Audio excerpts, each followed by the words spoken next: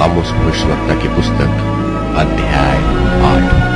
आमोस भविष्यवक्ता की पुस्तक अध्याय 8। परमेश्वर यहोवा ने मुझको यो दिखाया कि धूपकाल के फलों से भरी हुई एक टोकरी है, और उसने कहा, हे आमोस, तुझे क्या देख पड़ता है? मैंने कहा, धूपकाल के फलों से भरी एक टोकरी। यहोवा ने मुझसे कहा, मेरी प्रजा इस्राएल का अंत आ गया है, मैं अब उसको और न छोड़ूंगा। और परमेश्वर यहोवा की वाणी है कि उस दिन राज मंदिर के गीत हाहाकार में बदल जाएंगे, और लोथों का बड़ा ढेर लगेगा, और सब स्थानों में वे चुपचाप फेंक दी जाएगी। यह सुनो, तुम जो दरिद्रों को निगलना और देश के नम्र लोगों को नाश करना चाहते हो, जो कहते हो, नया चांद कब बीतेगा कि हम अन्न बेच सके, और विश्राम दिन कब बीतेगा कि हम अन्न के खत्ते खोलकर एपा को छोटा और शेकल को भारी कर दे, और छल से दंडी मारे, और कंगालों को रुपया देकर और दरिद्रों को एक जोड़ी जूतियां देकर मोल ले, और निकम्मा अन्न बेचे। यहोवा, जिस पर याकूब को घमंड करना उचित है, वही अपनी शपथ खाकर कहता है कि मैं तुम्हारे किसी काम को कभी न भूलूंगा। इस कारण भूमि न कांपेगी, और क्या उन पर के सब रहने वाले विलाप न करेंगे?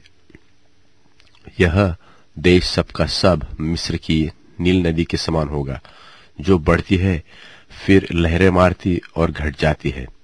परमेश्वर यहोवा की यह वाणी है कि उस समय मैं सूर्य को दोपहर के समय अस्त करूंगा, और इस देश को दिन दोपहरी अंधियारा कर दूंगा, और मैं तुम्हारे पर्वों के उत्सव को दूर करके विलाप कराऊंगा, और तुम्हारे सब गीतों को दूर करके विलाप के गीत गाऊंगा, और मैं तुम सबकी कटी में टाट बंधवाऊंगा, और तुम सबके सिरों को मुंडवाऊंगा, और ऐसा विलाप कराऊंगा जैसा एकलौते के लिए होता है, और इसका अंत कठिन दुख के दिन का सा होगा।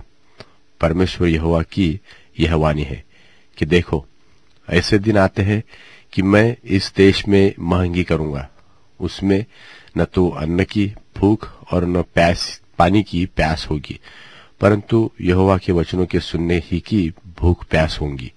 और लोग यहोवा के वचन की खोज में समुद्र से समुद्र तक और उत्तर से पूरब तक मारे मारे फिरेंगे, परंतु उनको न पाएंगे।